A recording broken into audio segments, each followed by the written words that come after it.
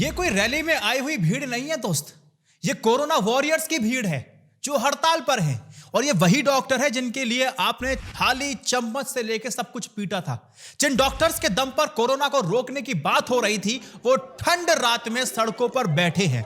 राजधानी दिल्ली में 2500 रेसिडेंट डॉक्टरों को डिटेन किया गया है और 20 दिन से ज्यादा का वक्त हो गया है इस हड़ताल को। लेकिन कोरोना की तैयारियां कर रहे सरकार के बहादुरों ने इनसे बात करना तक मुनासिब नहीं समझा।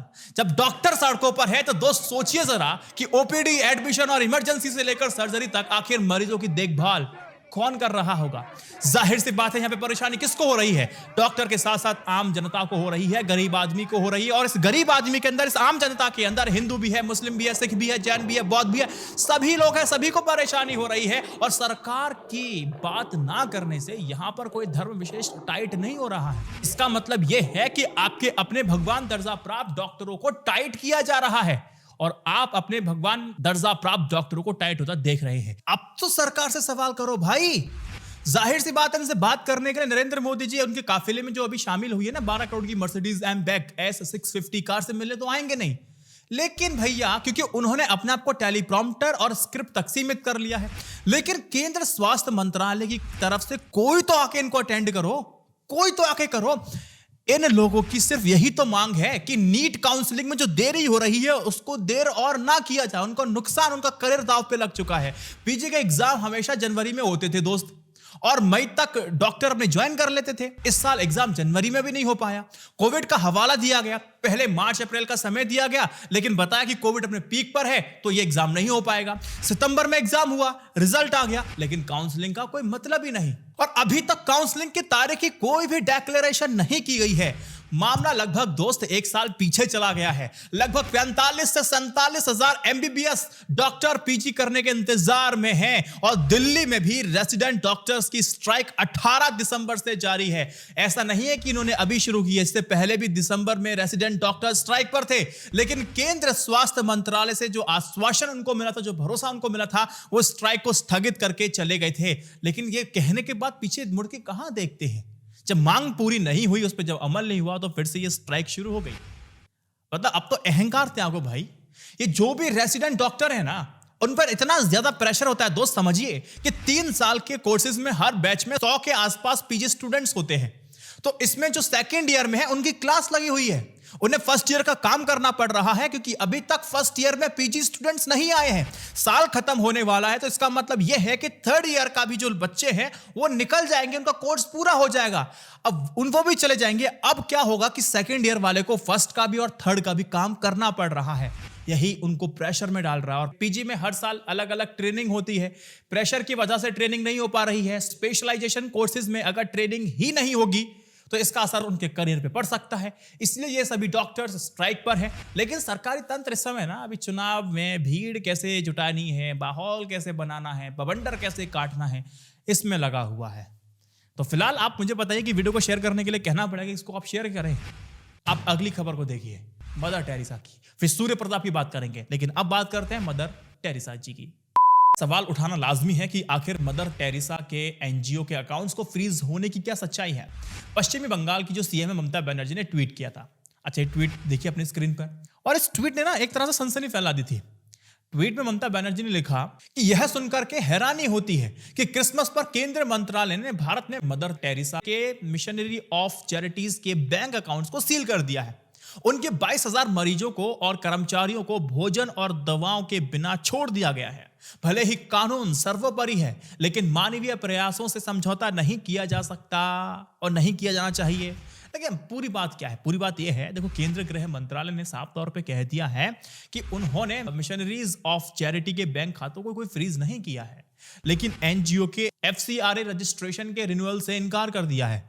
अब गृह मंत्रालय की ओर से यह कहा गया कि मिशनरीज ऑफ चैरिटी के FCRA रजिस्ट्रेशन के रिन्यूअल को अस्वीकार इसीलिए किया गया है क्योंकि एनजीओ की ओर से फुल डॉक्यूमेंटेशन नहीं दिया गया था। जो हमने संशोधन किए थे उस हिसाब से डॉक्यूमेंट नहीं मिले थे, जिसके चलते 25 दिसंबर 2021 को रिन्यूअल की जो स्वीकारता थी उसको अस्वीकार कर दिया है और गृह मंत्रालय ने किसी भी खाते को सीज नहीं किया है।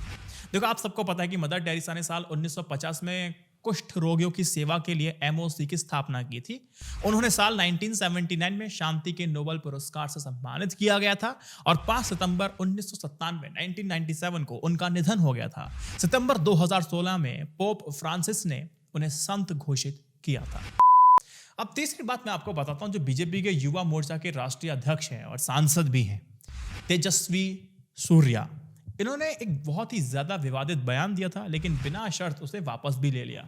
उन्होंने क्या कहा था अपने भाषण के दौरान? उन्होंने कहा था कि भारतीय उपमहाद्वीपों में मुसलमानों और ईसाइयों का वापस हिंदू धर्म में परिवर्तन कराना चाहिए। अब ट्वीट में क्या लिखते हैं? माफी के तौर पे, मेरे भाषण के कुछ बयानों ने खेदजनक रूप से एक विवाद को पैदा कर दिया है, इसलिए मैं बिना शर्त बयान वापस लेता हूं। तेजस्वी सूर्या, आप ना बहुत सारी बातें बहुत ज्यादा बोल चुके हैं। जैसे आप शुरुआत में आपको सांसद का जब टिकट नहीं मिला था, तो आप जब स्पीच दे रहे थे बैंगलोर में, तो आपने कहा था कि अगर आप मोदी के साथ हैं तो आप नेशन के साथ हैं, अगर आप एंटाई मोदी हैं तो आप एंटाई इंडिया हो गए। तो आप मत थोड़ा सा हद से ज्यादा बोल जाते हैं।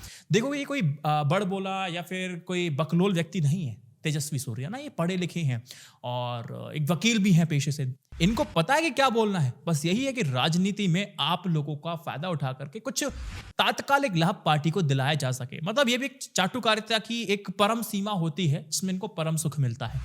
तो देखो तेजस्वी सूर्या जी, देखो आप जो बोलते हैं, भले ही आपके मन में वो बात ना हो, है ना, अगर आप कहते हैं कि इस तरह से चेंज होना चाहिए, तो आपका एक तरीका होगा चेंज करने का, लेकिन ग्राउंड पे स्थिति वो नहीं बनती है। मैं आपको आज का एक वीडियो दिखाता हूं, इसको देख करके मुझे बड़ा बुरा सा लगा ना। देखो, मुझे या किसी भी इंसान को इंसानियत अगर उसके अंदर होगी तो बड़ा बुरा सा लगेगा। एक व्यक्ति है जो नमाज पढ़ने की कोशिश कर रहा है, वो भी रोड के साइड में, फुटपाथ पे, जो कि सरकारी होता है अपने आप में। देखो, पहली बात तो है कि सड़क रोक करके बीच में व्यक्ति नमाज तो पढ़ नहीं रहा है।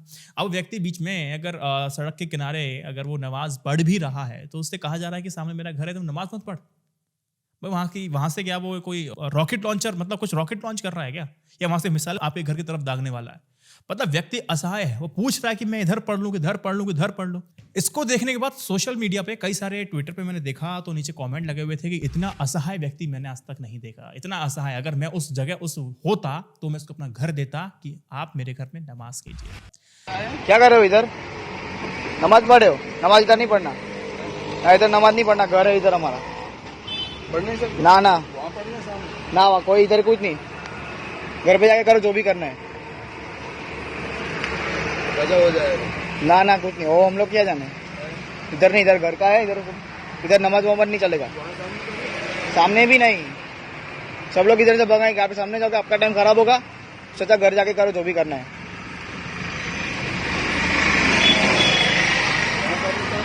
कोई नहीं चलेगा, बोला ना आपको, इधर कुछ नहीं चलेगा, जो भी है घर पे जाके करो।